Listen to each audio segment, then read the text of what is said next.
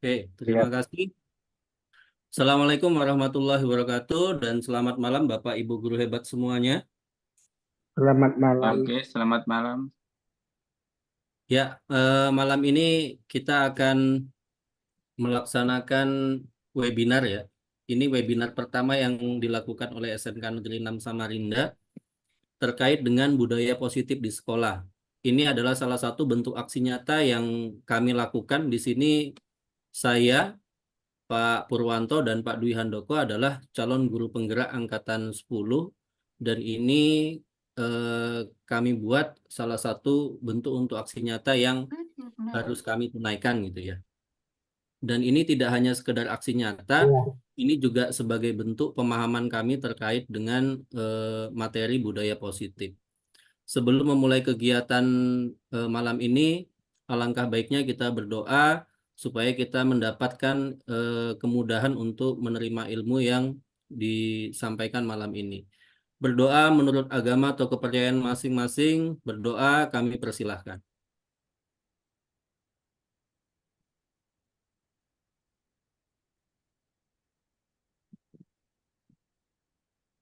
Berdoa selesai.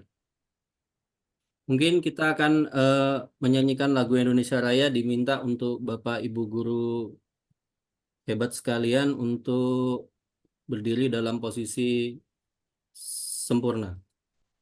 Sebentar saya share screen dulu.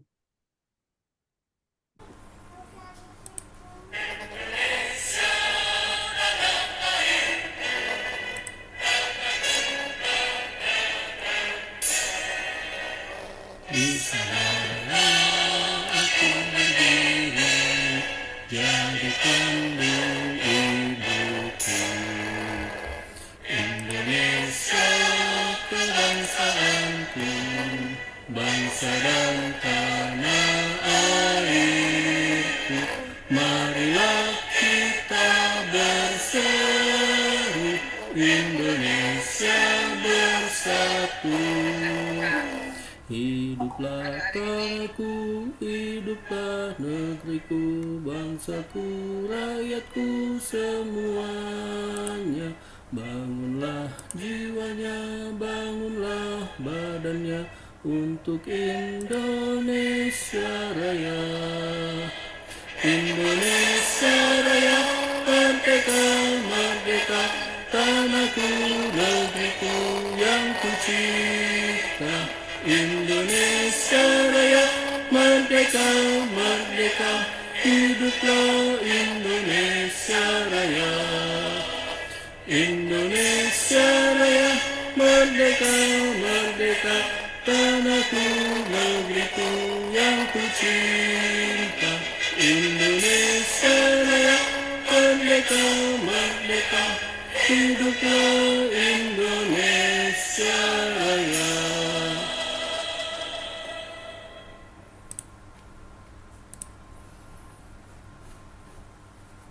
Merdeka, marilah. Ya, terima kasih Bapak Ibu.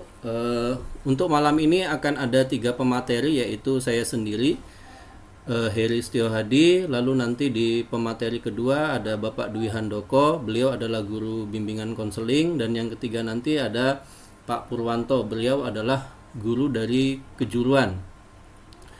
Ya, lebih tepatnya di jurusan pengelasan dan fabrikasi logam.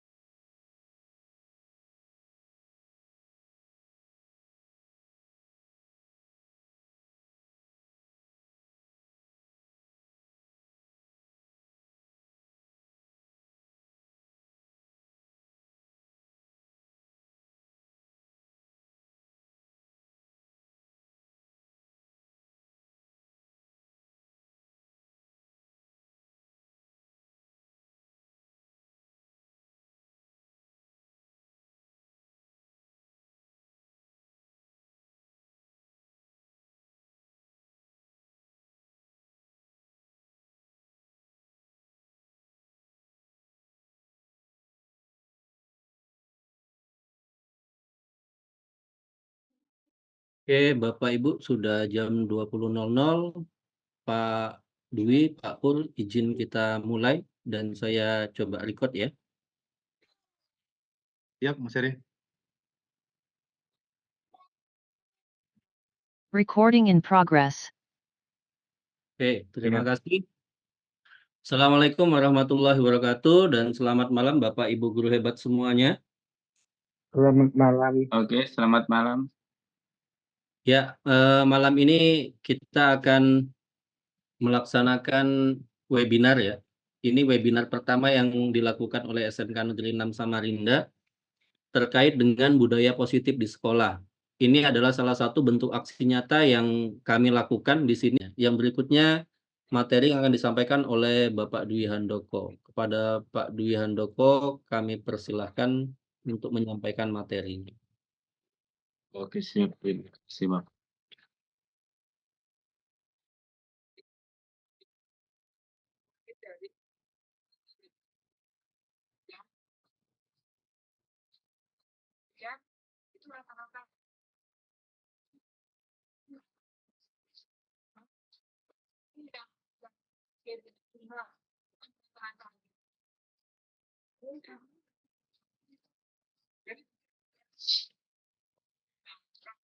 Oke, apakah tampil terlihat? Siap terlihat Bapak, silakan dilanjutkan. Ya, oke, selamat malam buat semuanya. Bapak guru yang hebat. Ya, Assalamualaikum warahmatullahi wabarakatuh. Di sini saya akan mencoba memaparkan materi saya berkaitan tentang budaya positif. Maka marilah kita belajar bersama untuk saling mendukung mewujudkan budaya positif di sekolah kita. Di mana sebentar. Ini sedikit profil tentang saya. Nama saya Dwi Handoko. Kebetulan saya dilahirkan di Pacitan 19 Desember 80 di Taman Kanak-Kanak tahun 84, sedangkan di SD Negeri 2 Pagerjo 86, sekolah di SMP 1 Ngadirojo 93, sekolah menengah atas SMA 1 Ngadirojo 96, di mana kuliah di FKIP jurusan Demand Counseling tahun 2001, dan dari tahun 2011 sampai sekarang mengajar di SMK Negeri 6 Samarinda, sedangkan melanjutkan kuliah di S2 tahun 2015. Itu kurang lebih tentang profil saya. Di mana dalam malam ini kita mendapatkan tugas sebagai JKP Angkatan 10 dari Kota Samarinda mengenai budaya positif, yaitu menyebarkan pemahaman dan pengalaman penerapan budaya positif di sekolah kita. Nah, alangkah baiknya sebelum kita mulai kegiatan, marilah kita bikin kesepakatan kelas. Yang pertama, jika perlu bertanya, silakan diaktifkan mikrofonnya. Kalau tidak bertanya, maka dimatikan, dimutkan. Yang kedua, raise hand, silakan angkat tangan. Dan yang ketiga, silakan mengaktifkan kamera. Untuk pertanyaan, alangkah baiknya nanti lewat kolom chat saja. Terima kasih. Di mana dalam ini adalah pertanyaan pemantik. Apakah dengan hukuman dapat mendisiplinkan siswa? Itu sering terjadi dan sering kita dengar dalam dunia pendidikan. Di mana pertanyaan hal itu muncul diskusi yang menarik dan mendalam mengenai metode terbaik untuk mendisiplinkan siswa. Karena ada berbagai macam perspektif tentang metode tersebut, apakah efektif hukuman dalam mendisiplinkan siswa, di mana hal itu ada poin-poin yang perlu kita pertimbangkan. Yang pertama adalah efek jangka pendek dan jangka panjang, di mana dalam jangka pendek itu hukuman mungkin efektif dan dalam jangka pendek untuk mengatasi pelanggaran tertentu karena siswa ingin menghindari konsekuensi negatifnya. Dan yang kedua, dalam jangka pendek, namun hukuman seringkali tidak efektif. Dalam jangka panjang, hukuman dapat menimbulkan ketakutan ataupun kebencian otoritasnya tanpa mengajarkan nilai-nilai moral dan tanggung jawab pribadi. Dan yang kedua adalah pembelajaran melalui pengalaman. Yang ketiga adalah dampak psikologisnya yang bisa didapatkan dari hukuman tadi.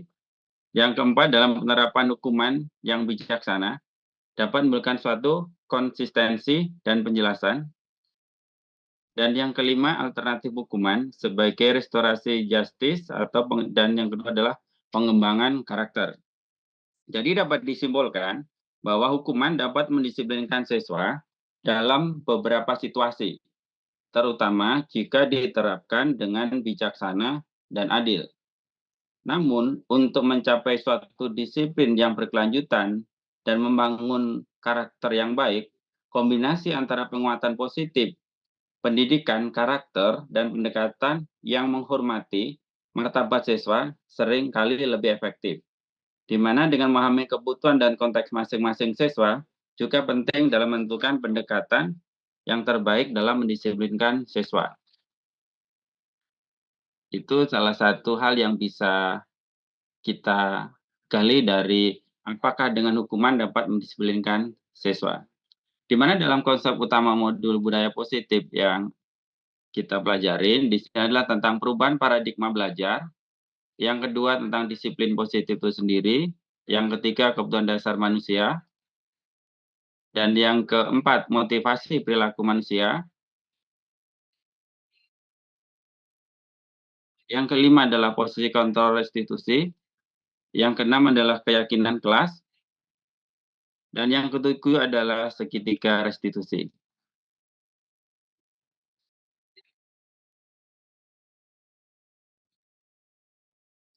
Ya, dalam pembelajaran paradigma baru ini, pembelajaran dengan paradigma baru dirancang berdasarkan prinsip pembelajaran yang terdiferensiasi, sehingga setiap siswa belajar sesuai dengan kebutuhan dari tahap perkembangan untuk mewujudkan profil pelajar Pancasila. Di mana dalam profil pelajar Pancasila itu adalah yang pertama, beriman bertakwa kepada Tuhan Yang Maha Esa dan berakhlak mulia. Yang kedua, kebinekaan global. Yang ketiga adalah mandiri, bergotong royong, kreatif, dan bernalar kritis.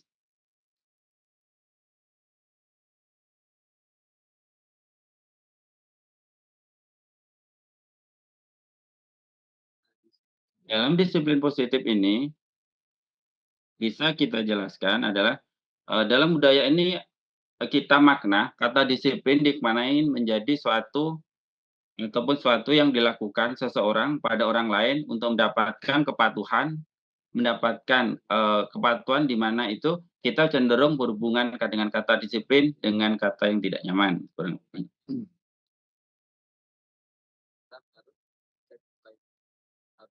Sebagai pendidik, tentunya kita dalam menciptakan anak yang memiliki disiplin diri sehingga mereka bisa berperilaku dengan mengacu pada nilai-nilai kebajikan, universal, dan memiliki motivasi intrinsik, bukan hanya motivasi ekstrinsik.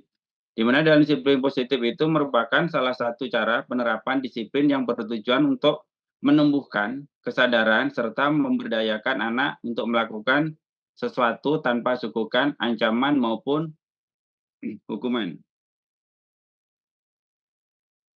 Dalam kebutuhan dasar ini ada yang pertama adalah bertahan hidup, yang kedua kasih sayang dan merasa diterima, yang ketiga adalah penguasaan, yang keempat adalah kebebasan, dan yang kelima adalah kesenangan. Dalam motivasi perilaku manusia, yaitu motivasi merupakan dorongan yang timbul pada diri seseorang secara sadar ataupun tidak sadar untuk melakukan sesuatu tindakan dengan tujuan tertentu. Di mana adalah yang pertama untuk menghindari ketidaknyamanan dan hukuman, di mana murid melakukan disiplin diri karena ia takut dihukum, itu merupakan motivasi ekstrinsik. Yang kedua adalah untuk mendapatkan imbalan atau penghargaan dari orang lain, di mana murid melakukan disiplin diri karena ia ingin mendapatkan imbalan.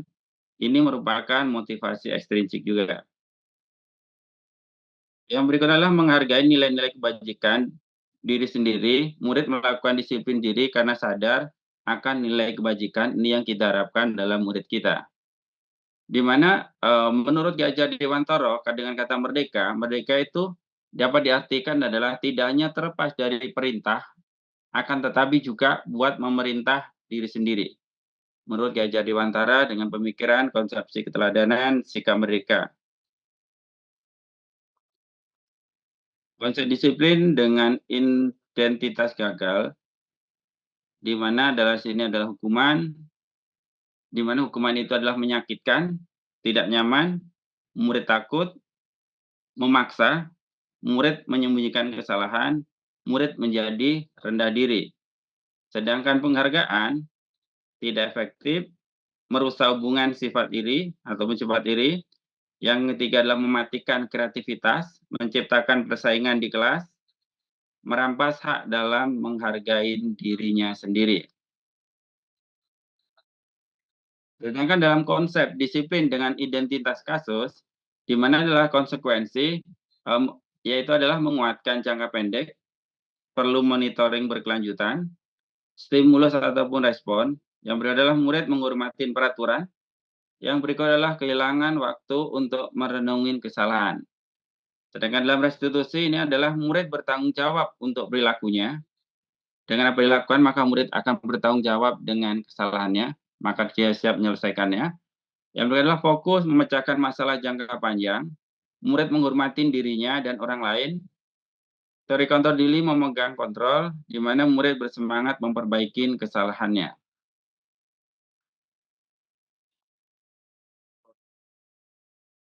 Konsep disiplin dengan restitusi, di mana sebuah cara menanamkan disiplin positif pada murid,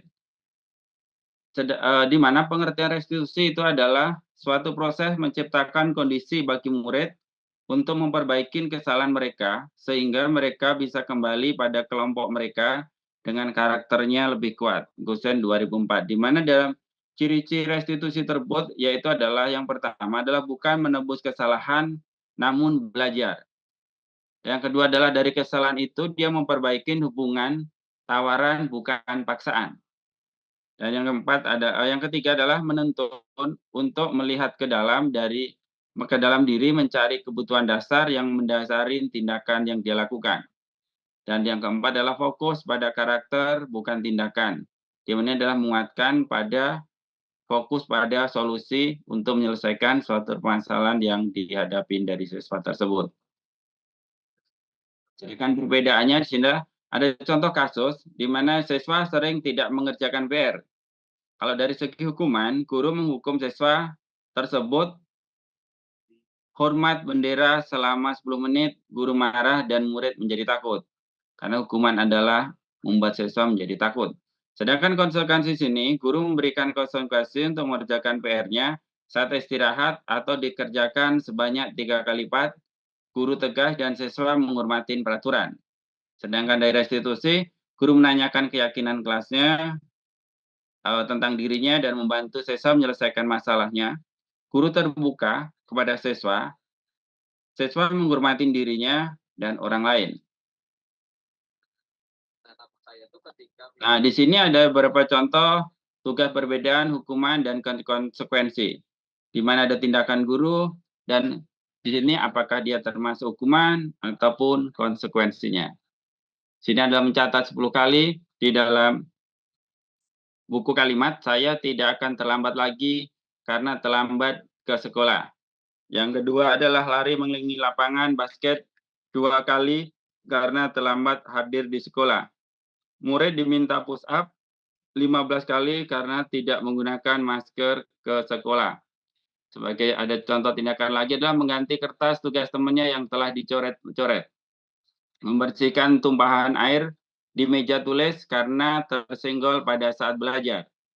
Yang adalah murid disuruh untuk mengenakan sepatu seharian di sekolah karena tidak mengenakan sepatu hitam. Berikut adalah lari mengelilingi lapangan basket 2 kali karena terlambat 10 menit untuk pelajaran PJOK. Dari 7 contoh tadi kita bisa melihat mana itu adalah konsekuensi, mana itu adalah hukuman.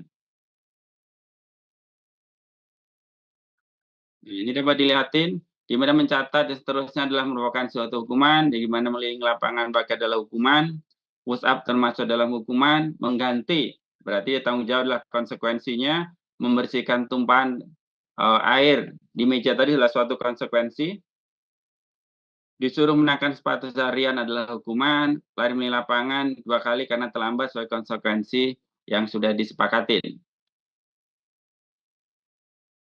Di sini 5 posisi kontrol dalam restitusi. Yang pertama adalah guru sebagai penghukum, guru sebagai pembuat rasa bersalah, guru sebagai teman, guru sebagai pemantau, dan guru sebagai manajer. Itu adalah 5 posisi kontrol dalam restitusinya. Di mana contoh penerapan dalam restitusi ini dengan kasus siswa tidak memakai atribut lengkap saat upacara bendera. Di mana guru sebagai penghukum patuhi aturan sekolah lalu berdiri di depan barisan. Guru sebagai membuat rasa bersalah dengan bahasanya, berapa kali Pak Guru harus memberitahu kamu, Pak Guru kecewa sama kamu. Salah satu kalimat yang bisa digunakan untuk membuat rasa bersalah. Sedangkan teman, guru sebagai teman, ayolah yang tertib. Buat Pak Guru bangga, kali ini tidak apa-apa, kamu salah. Sebagai pemantau, guru sebagai pemantau di sini, kamu sudah melanggar apa yang peraturan dan konsekuensinya. Sedangkan guru sebagai manajer, maka dia menggunakan bahasa, apakah kamu tahu kesalahanmu? Kira-kira bagaimana kamu akan memperbaikinya? Di sini ada solusi yang bisa diterapkan pada anak tersebut. Di sini ada contoh kasus restitusi, di mana Sabrina hari ini bangun terlambat dan terburu-buru sampai di sekolah. Dia pun akhirnya sampai di gerbang sekolah, tapi baru menyadarin kalau tidak menggunakan sepatu hitam, seperti tertera di peraturan sekolah. Di depan pintu kelas, Bapak Lukman memperhatikan sepatu Sabrina yang berwarna coklat. Sabrina berusaha menjelaskan bahwa dia terburu-buru dan salah menggunakan sepatu. Pak Lukman menanyakan Sabrina, apakah peraturan sekolah tentang seragam warna sepatu? Sabrina menjawab, sudah mengetahui sepatu harus berwarna hitam. Namun terburu-buru dan salah menggunakan sepatu.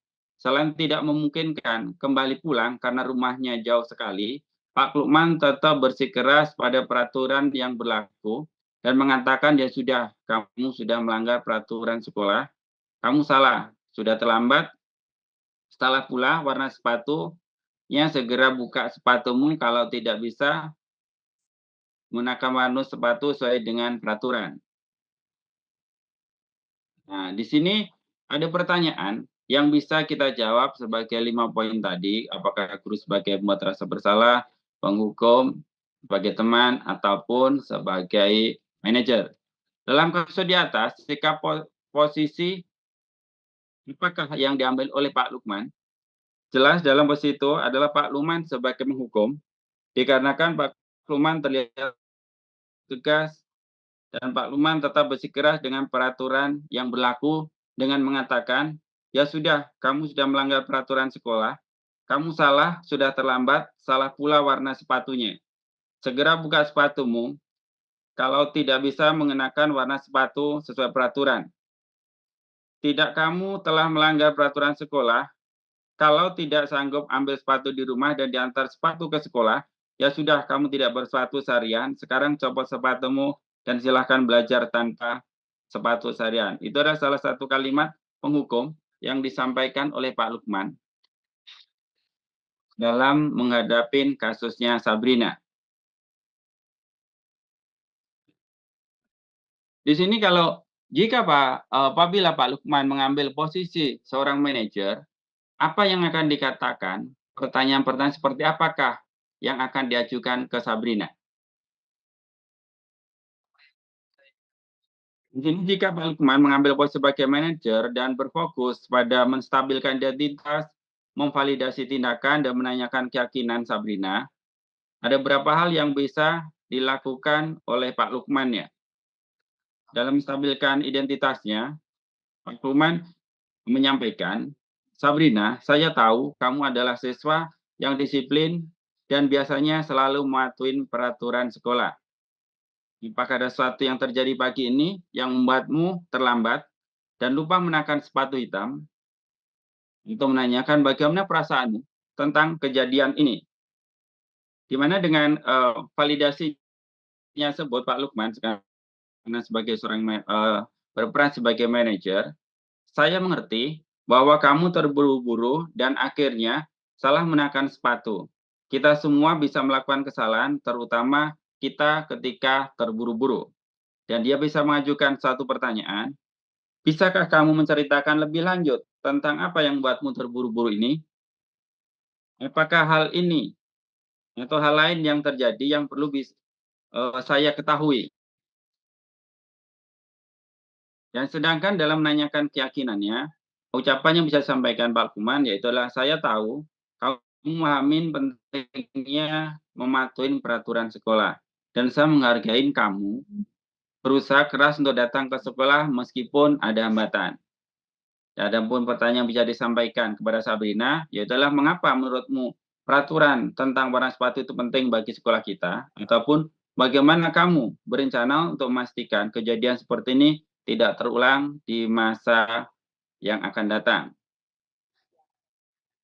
Di mana dalam ini pendekatan bisa diambil adalah setelah menyampaikan ucapan tersebut di atas, maka solusi yang terbaiklah baik di sini yang dilakukan oleh Pak Lukman adalah bisa memahami Sabrina dan memvalidasi perasaannya serta membantu mencari solusi yang konstruktif sambil tetap menegakkan peraturan yang ada.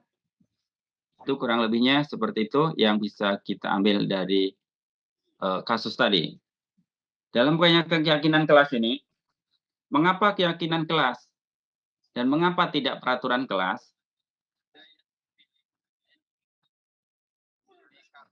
Di mana dalam keyakinan kelas itu kita antara dua, ada keyakinan kelas dan peraturan kelas. Di mana kita adalah pendekatannya humanis. Untuk keyakinan kelas itu menggambarkan nilai-nilai dan prinsip yang dipegang bersama oleh seluruh anggota kelas. Ini lebih bersifat kolaboratif dan memberdayakan siswa untuk memahami alasan dibalik aturan tersebut. Sedangkan dalam peraturan kelas itu biasanya lebih formal dan top down, seringkali hanya diberlakukan atau otoritas tanpa partisipasi aktif dari siswa yang ada di kelas tersebut. Sedangkan yang kedua bisa dilihat dari motivasi intrinsik dan ekstrinsiknya, di mana keyakinan kelas itu adalah mendorong siswa untuk memahami aturan karena mereka mengerti dan sepakat dengan nilai-nilai yang dibalik aturan tersebut ataupun memicu motivasi intrinsik. Sedangkan peraturan kelas adalah cenderung lebih bergantung pada pengawasan dan hukum eksternal sehingga lebih mengandalkan motivasi ekstrinsik.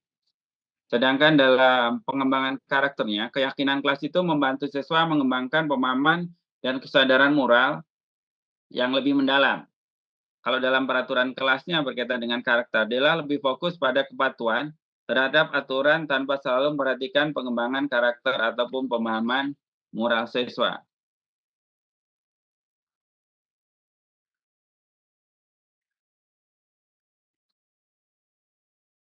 Nah, di sini ada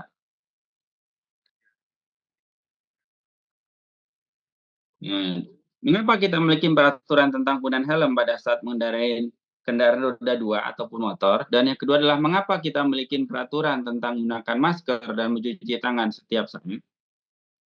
Di mana dalam alasan kesehatan, mencuci pencegahan penyakit,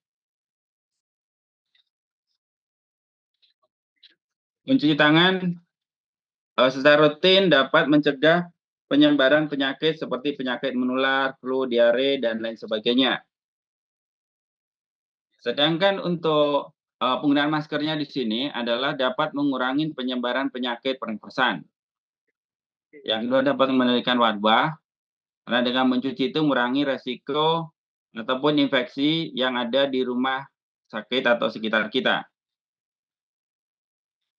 Dengan penggunaan masker itu juga penting dalam mengendalikan penyakit sedalam polusi, terutama selama pandemi ataupun musim flu yang ada. Yang kedua adalah dengan alasan edukasi kesadaran, di mana dia membangun kebiasaan sehat. Yang kedua, bertanggung jawab secara kolektif. Sedangkan alasan keselamatan itu mengapa kita memiliki peraturan tentang kendaraan dengan helm, roda 2 ataupun motor. Yang pertama adalah alasan keselamatan, yaitu dengan pelindungan fisik. Yang kedua, mengurangi dampak kecelakaan. Sedangkan alasan hukum dan sosial, yaitulah kewajiban hukum kita sebagai seorang yang tertib lalu lintas, serta bertanggung jawab sosial, di mana dia menggunakan helm merupakan tanggung jawab sosial bagi pengguna sepeda motor dan mencegah cedera jika terjadi suatu kecelakaan. Jadi dapat disimpulkan di situ, Mamin alasan dibalik keyakinan kelas, peraturan keselamatan saat mengendarai kendaraan, serta biasa mencuci tangan dan menggunakan masker, membantu kita melihat pentingnya setiap aturan dalam konteks yang lebih luas, pendekatan yang berbasis nilai, serta pemahaman dalam mendukung cenderungnya lebih efektif, serta membentuk perilaku yang positif, bertanggung jawab dalam waktu ataupun jangka panjangnya. Di sini kegiatan baik keinginan kelas saya dengan kelas di situ adalah yang pertama, guru bersama-sama membuat keyakinan kelas. Pertama saya berdiskusi tentang peraturan yang ada. Yang kedua saya merumuskan peraturan menjadi satu keyakinan. Dan yang kedua memastikan keyakinan kelas tersebut ditempel di depan kelas.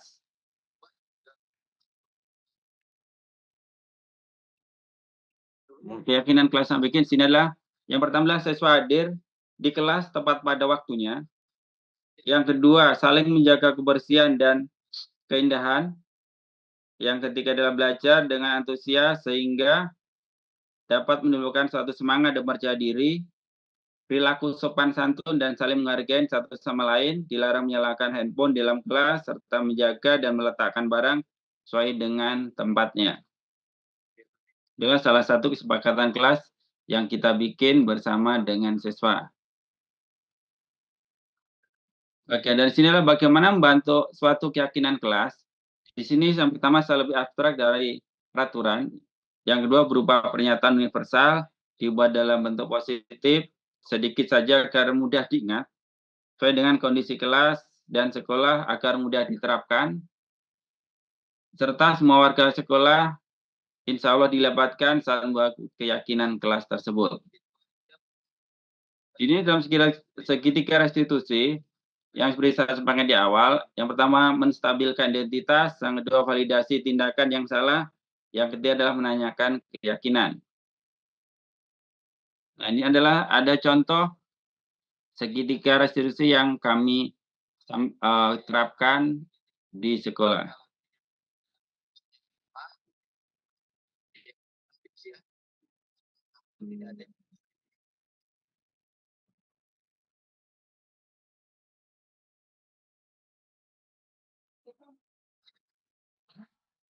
Di mana sini adalah contoh kasus siswa terlambat pada saat jam pembelajaran.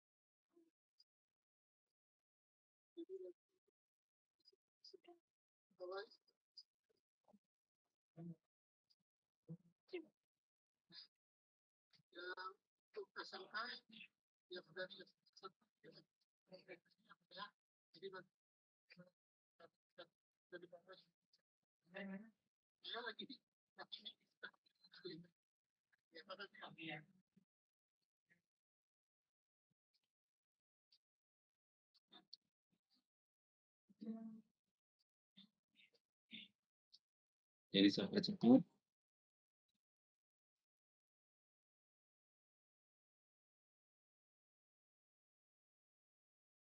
Ini langkah-langkah yang saya lakuin dalam penyelesaian sekitar instruksi. Yang pertama adalah menstabilkan identitas.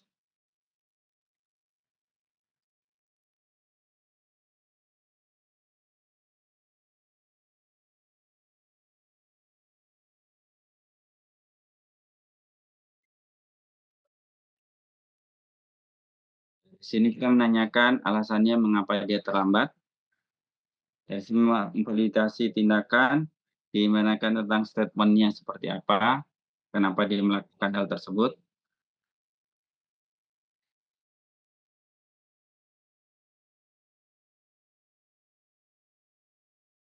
Dan di sini sampai menanyakan keyakinan.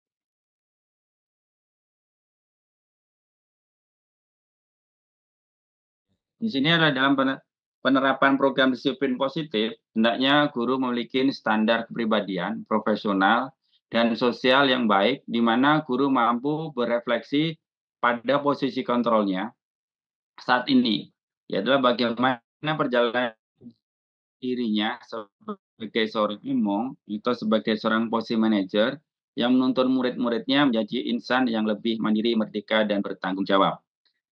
Ya, kurang lebih itu yang bisa saya sampaikan untuk pemaparan di malam hari ini. Jika ada kata-kata yang kurang berkenan atau kesalahan dalam penyampaian, saya pribadi mohon maaf yang sebesar-besarnya. Terima kasih. Wabillahi taufiq wal hidayah. Wassalamualaikum warahmatullahi wabarakatuh. Saya kembalikan ke moderator. Terima kasih. Waalaikumsalam warahmatullahi wabarakatuh. Terima kasih Pak Dwi atas pemaparan materinya. Kalau gitu kita masuk ke sesi berikutnya untuk sesi diskusi Bapak Ibu ya. Jadi di sini kami tidak bermaksud untuk menggurui atau mengajari Bapak Ibu guru, tapi kita di sini sharing terkait dengan budaya positif yang bisa kita terapkan di sekolah. Mungkin silakan bagi Bapak Ibu guru ya, kalau ada yang ingin bertanya atau ingin berdiskusi silakan.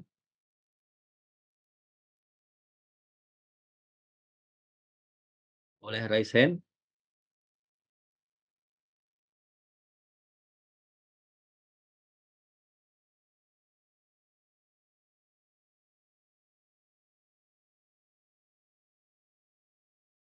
Ya, untuk Pak Agus silakan. Ya, terima kasih. Ini mungkin untuk ketiganya saja ya. Selama ini kita kan selalu memberikan penghargaan kepada siswa yang misalnya bisa menjawab atau memberikan pekerjaan dengan baik dengan memberikan hadiah. Berarti itu termasuk suatu tindakan yang kurang baik ya, kalau mengikuti pemaparan tadi. Itu aja pertanyaannya. Oke, siap. Terima kasih Pak Agus. Ini terkait dengan penghargaan. Mungkin kita langsung tanggapi dulu ya. Mungkin dari Pak Dwi dulu. Pak Dwi, silakan. Ya, oke, siap. Terima kasih atas kesempatannya. Dari mana penghargaan itu apakah baik tidak diberikan kepada siswa? Memberikan penghargaan itu pada umumnya itu kan sebenarnya itu kan baik. Tapi kan, dikembalikan juga karena penghargaan itu kan, salah satu cara untuk meningkatkan motivasi, rasa percaya diri, serta rasa penghargaan diri siswa. Nah, itu kan penting, untuk memastikan bahwa penghargaan diberikan dengan adil, yang intinya kan dengan adil dan berdasarkan kriteria yang jelas, agar semua siswa merasa memiliki kesempatan untuk melakukan atau menerima hal yang sama untuk bisa diakuin. Yang intinya kan di sini adalah kan, dengan garis besar adil, dengan kriteria yang dirasakan oleh siswa dengan catatan tadi kesempatan sama untuk mereka semua, yang intinya kan tidak tebang pilih satu sama lainnya, kurang lebihnya seperti itu. Terima kasih. Assalamualaikum warahmatullahi Oke. wabarakatuh. Terima kasih Pak Heri, Pak Pur, dan Pak Dwi Oke, siap. masukannya. Ya. Yang berikutnya Bu Siti, silahkan. Baik, terima kasih Pak Heri, Dwi, dan Pak Pur. Sama dengan Pak Agus, pertanyaannya untuk semua mungkin bisa ada beberapa pendapat. Tadi segitiga restitusi itu mencoba untuk bagaimana siswa menyadari mungkin dia berbuat salah dan sebagainya. Apakah kegiatan ini boleh melibatkan orang tua atau wali murid gitu ya untuk sebagai mungkin pemberitahuan ataupun bahkan sama-sama untuk menjaga supaya si siswa ini tidak mengulangi kesalahan. Itu, Mas. Ya, terima kasih. Ada lagi Bu atau cukup Cukup? pertanyaannya? Ya. Oke, siap. Saya berikutnya mungkin tanggapan dari Pak Dwi. Silakan Pak Dwi. Ya, oke, terima kasih atas waktunya yang kedua, Mas. Ya, menurut saya, seperti disampaikan dari Mas Heri tadi, bahwa kan titik utama dari restitusi adalah siswa. Di mana kalau untuk orang tua adalah tindak lanjut dari kesepakatan yang kita bikin, yang kita adalah penyampaian bahwa anaknya telah melakukan suatu kesalahan dan dia siap menerima dengan tanggung jawabnya dan dia siap merubah. Maka dari kesepakatan itu kita sampaikan ke orang tua bahwa dia pernah atau melakukan suatu tindakan kesalahan. Dari situ orang tua secara tidak langsung bisa membantu kita mengamati di rumahnya bagaimana biar hal-hal yang dilakuin kesalahan itu tidak terulang kembali walaupun siswanya sudah melakukan suatu kesepakatan seperti itu. Kurang lebihnya seperti itu. Terima kasih. Ya, terima kasih Pak Dwi atas tanggapannya. Bagaimana yang berikutnya Pak Pur? Silakan Pak Pur. Terima kasih Bapak-Bapak atas penjelasannya. Mungkin nanti kita akan mencoba untuk lebih menggunakan metode ini dalam menangani kasus-kasus di sekolah. Cukup. Ya. Terima kasih Bapak-Bapak. Ya, terima kasih Bu Siti. Dan yang berikutnya di sini ya Bu Puji Resen. Silakan Bu Puji jika ada yang ingin mau disampaikan. Terima kasih. Assalamualaikum warahmatullahi wabarakatuh. Waalaikumsalam warahmatullahi wabarakatuh. Selamat malam dan salam sejahtera untuk semua. Terima kasih atas waktunya. Materi malam ini luar biasa dengan narasumber yang luar biasa. Baru kali ini sebenarnya mendengar kalimat atau kata restitusi yang menurut saya luar biasa. Kalau terbaca di statement dari Gosen di tahun 2004, restitusi adalah proses menciptakan kondisi bagi peserta didik dalam memperbaiki kesalahan sehingga mereka nantinya akan kembali lagi ke kelompok dengan karakter yang lebih kuat. Menggarisbawahi dari kalimat dan statement yang disampaikan oleh narasumber ketiganya, mencoba untuk memahamkan kembali ke saya.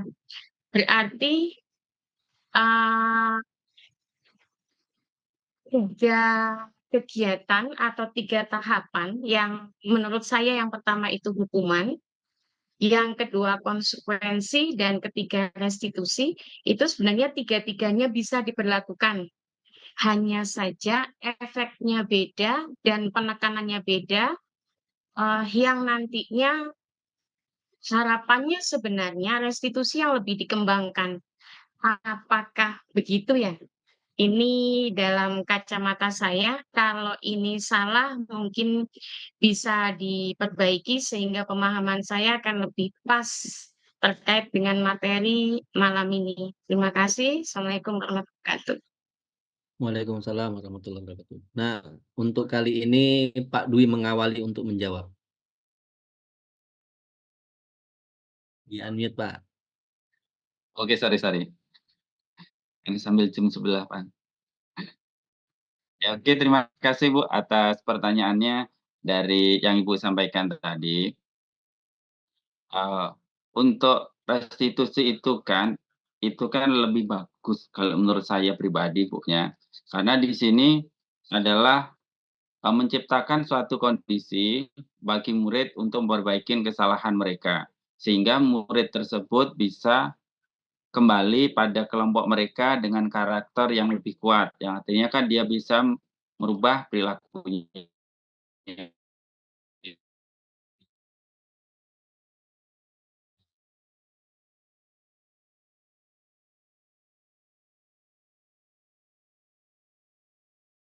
Untuk pembinaan atau juga melakukan konsekuensi atau kita memberikan suatu hukuman ataupun penghargaan.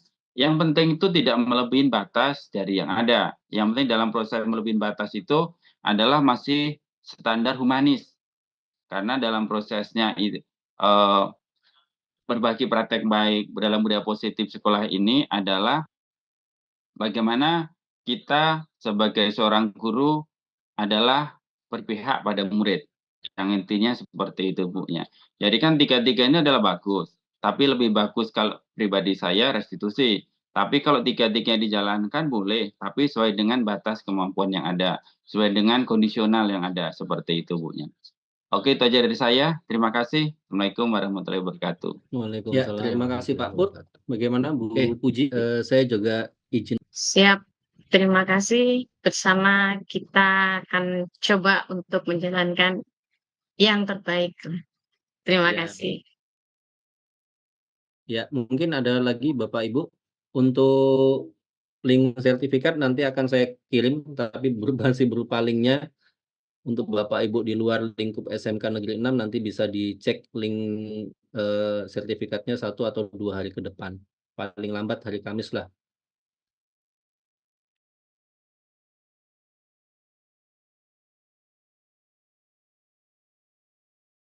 Oke, bagaimana? Ada lagi yang ingin didiskusikan Bapak Ibu? Masih ada sedikit waktu.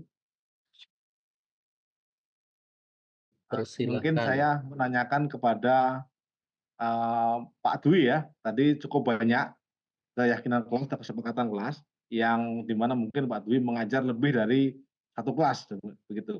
Nah, yang mungkin saya tanyakan, apakah dalam melaksanakan keyakinan kelas itu, terutama Pak Dwi ya, apakah tidak merasa kebingungan antara kelas 1 dengan kelas yang lainnya? Kira-kira manajemennya seperti apa Pak Dwi? Terima kasih. Oke, siap, Pak. Terima kasih. Selamat malam dan Assalamualaikum warahmatullahi wabarakatuh. Dalam membuat kesepakatan kelas tadi kan sudah sampaikan dia menggunakan bahasa baca yang simpel, mudah, lugas, dan jelas. Yang artinya tidak berbelit-belit dan itu menggunakan bahasa-bahasa umum, tidak membuat mereka itu kebingungan dalam ingat-ingatnya, Paknya. Salah satunya kan masuk tidak diperkenankan menggunakan handphone.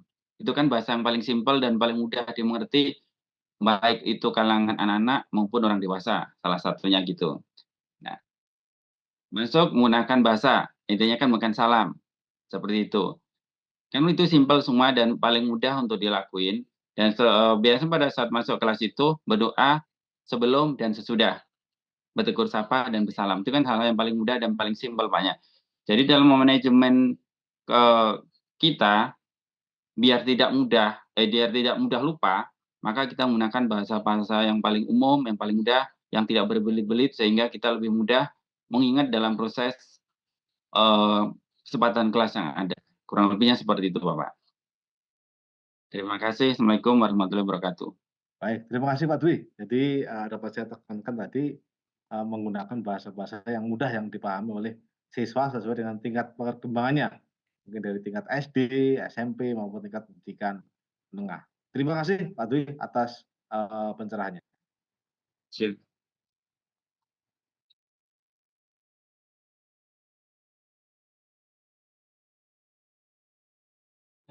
Gimana Bapak Ibu yang lain? Ada masih yang ingin didiskusikan? Silahkan. Mumpung masih ada waktu kurang lebih 18 menit. Izin Pak Heri, Ya, silakan Bu Puji. kalau dibaca chat, maaf ini kalau saya salah, sepertinya ada yang bertanya jika itu diberlakukan di tingkat TK atau anggaplah setara yang paling bawah terkait dengan restitusi mungkin ya. Ada 2 kali bertanya itu. Terima kasih. Oh ya, dari Bu Hairani SPD ya. Oke. Nah, mungkin saya coba Dwi, mau coba menanggapi. menambahkan, Kalau silakan. Ya, oke, terima kasih. Assalamualaikum warahmatullahi wabarakatuh. Ya, kita kembali ke belakang dulu, di mana adalah seketika restitusi itu adalah salah satu metode untuk menyelesaikan konflik atau masalah yang melibatkan 3 pihak utama, yaitu adalah pelaku, korban, ataupun pihak ketiga, misalnya fasilitator ataupun mediator. Karena metode ini fokus pada pemulihan hubungan dan kerugian yang diakibatkan atau oleh tindakan salah. Di lingkungan taman kanak-kanak ataupun TK, segitiga restitusi bisa diterapkan dengan beberapa hal penyesuaian pada tingkat pemahaman anak. Kurang lebihnya, yang pertama adalah kita menyederhanakan bahasa dan konsepnya. Yang kedua itu, dengan menggunakan bahasa yang sederhana itu diharapkan mudah dipahami oleh anak-anak dan bisa dikasih contoh dalam kehidupan sehari-hari biasanya. Contohnya anak siswa TK itu kalau kita SD, SMP, SMA, atau SMK, itu kalau mereka terlambat, kita lihatin di pintu gerbang, aman aja mereka. Pak, saya terlambat. Tapi kalau anak TK, dilihatin gitu, pasti nangis. Karena dia merasa terintimidasi, tertekan, dan seterusnya. Nah, biasanya dengan bahasa humanis yang sampaikan tadi, kalau anak TK terlambat, biasanya kan dia malu-malu, belok kanan kiri dengan gaya-gaya begitu, dengan raut muka yang agak sedikit sendu, dan akhirnya jatuh air mata. Maka kita datang, kita peluk, kita ambil, kita sampaikan sambil kita seperti Pak Pur tadi, sambil bernyanyi kah atau mendengarkan suatu musik lagu atau bagaimana yang membuat hati anak itu yang awalnya itu galau karena takut malu juga dengan temannya terlambat, maka dengan bahasa sentuhan tadi otomatis dia akan diperhatikan. Dengan dari situ anak TK itu akan lebih mudah berempati, apalagi dengan guru TK adalah guru yang keibuan biasanya seperti itu. Maka ditanyain, gimana nak kabarnya? Diantar siapa nak? Nah dengan itu dia cerita, oh iya tadi terlambat karena saya kesiangan Bu, atau saya bangunnya siang susah bangun, habis itu dimandiin susah, dan seterusnya. Nah, dari situ-situ makanya si anak itu otomatis dia bisa menceritakan dan menjelaskan apa permasalahannya, kan seperti itu. Nah, karena dalam situ juga kita melibatkan pelaku ataupun korban, di mana ajak anak yang berkonflik untuk bicara satu sama lain dengan pengawasan guru atau mediator. Di mana kan kita sebagai guru dan mediator juga, kita sama-sama menanyakan tadi.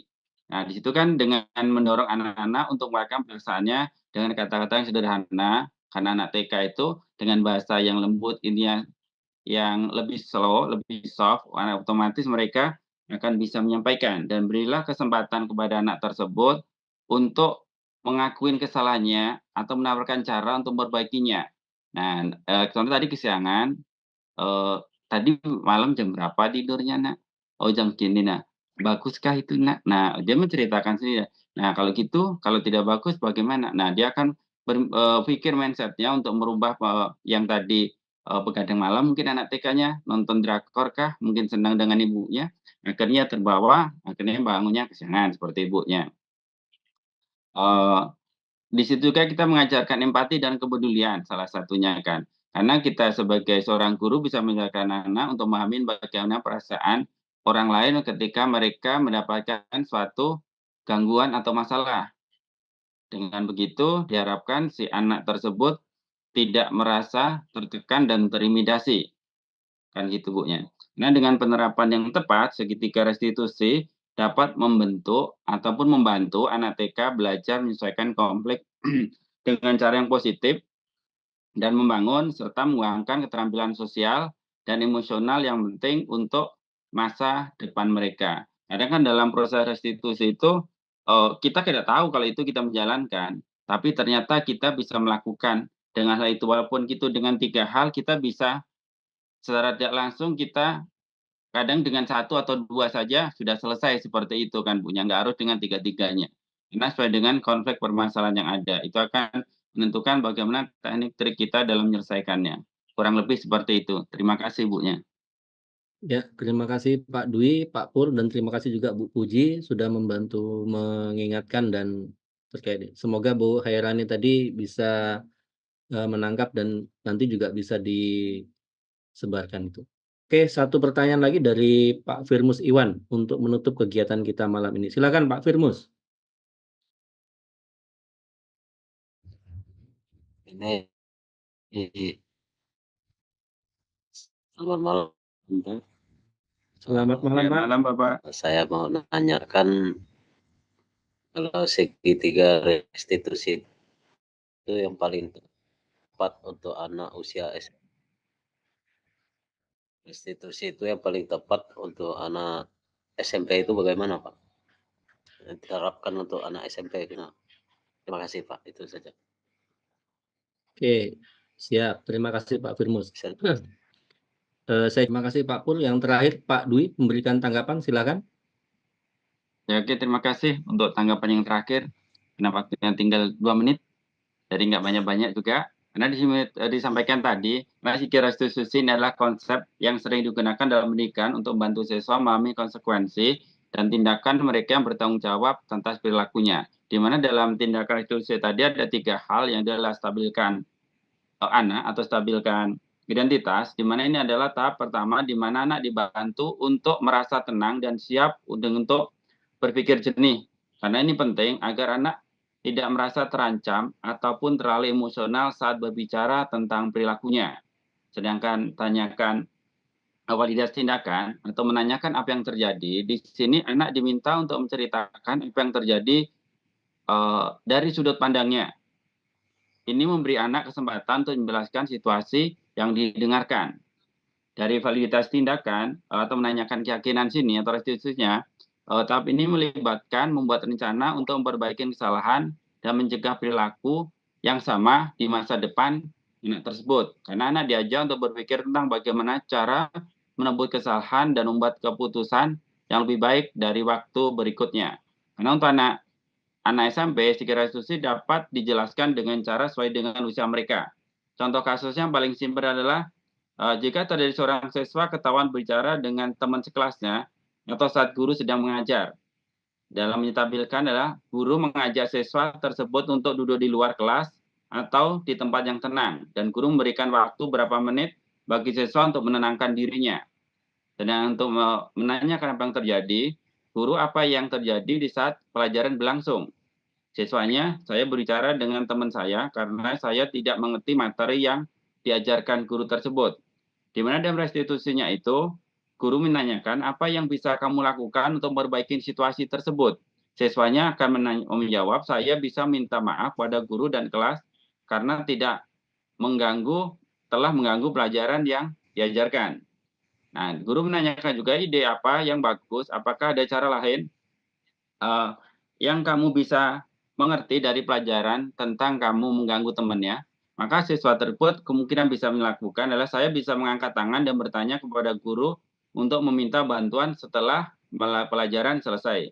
Karena dengan pendekatan ini, siswa diajak untuk lebih reflektif terhadap perilaku mereka, memahami dampaknya, dan mengambil langkah-langkah untuk memperbaiki kesalahan yang telah dilakukannya. Kurang lebih hal-hal yang paling simpel, sederhana itu bisa dilakukan, bisa dijalankan. Seperti saya sampaikan tadi, kita pernah melakukan dengan segitiga restitusi, tapi kita tidak menyadari bahwa itu sudah kita lakukan dengan segitiga restitusi. Kan tidak harus dengan tiga-tiganya, sesuaikan dengan kondisi yang ada. Kurang lebihnya seperti itu. Terima kasih. Assalamualaikum warahmatullahi wabarakatuh. Ya, terima kasih Pak Pur, Pak Dwi, dan Pak Firmus untuk pertanyaan terakhir. Semoga itu tidak memuaskan kita terkait dengan budaya positif di sekolah, dan semoga apa yang kita dapatkan malam ini juga bisa kita terapkan di sekolah masing-masing gitu ya. Oke, mungkin untuk penutup sebelum kami Ya, tutup benar, Pak. bisa ya Pak Firmus silakan.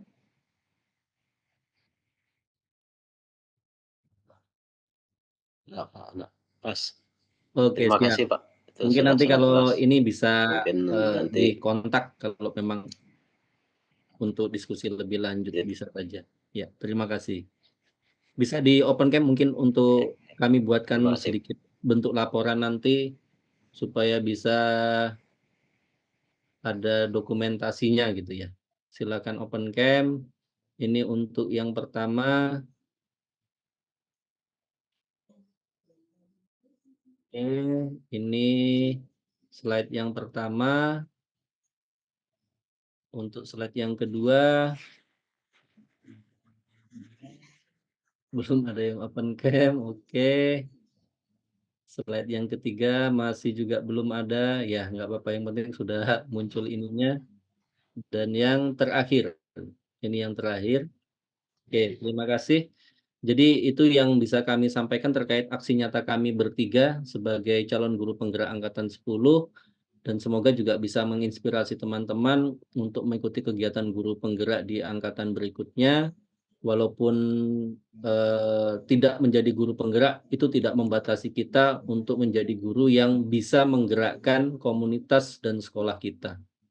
Yang penting sesuai dengan tujuan kurikulum merdeka, walaupun nanti tidak menjadi kurikulum merdeka lagi, tetap kita harus berusaha mengajar, mendidik, itu berpusat pada peserta didik. Mungkin itu yang bisa kami sampaikan. Terima kasih. Selamat malam.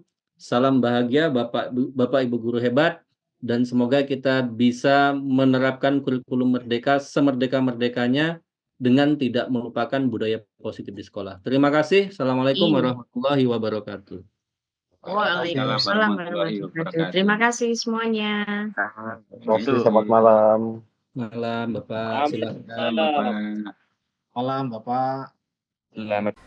Bisa di open cam mungkin untuk kami buatkan sedikit bentuk laporan nanti supaya bisa ada dokumentasinya gitu ya. Silakan open cam. Ini untuk yang pertama. Terima kasih. Jadi itu yang bisa kami sampaikan terkait aksi nyata kami bertiga sebagai calon guru penggerak Angkatan 10. Dan semoga juga bisa menginspirasi teman-teman untuk mengikuti kegiatan guru penggerak di angkatan berikutnya. Walaupun tidak menjadi guru penggerak, itu tidak membatasi kita untuk menjadi guru yang bisa menggerakkan komunitas dan sekolah kita.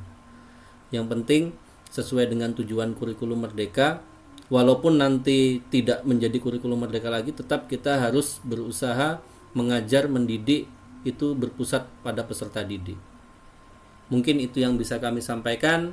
Terima kasih. Selamat malam. Salam bahagia Bapak Ibu guru hebat, dan semoga kita bisa menerapkan kurikulum merdeka semerdeka-merdekanya dengan tidak melupakan budaya positif di sekolah. Terima kasih. Assalamualaikum warahmatullahi wabarakatuh. Waalaikumsalam warahmatullahi wabarakatuh. Terima kasih semuanya. Terima kasih, selamat malam. Malam Bapak.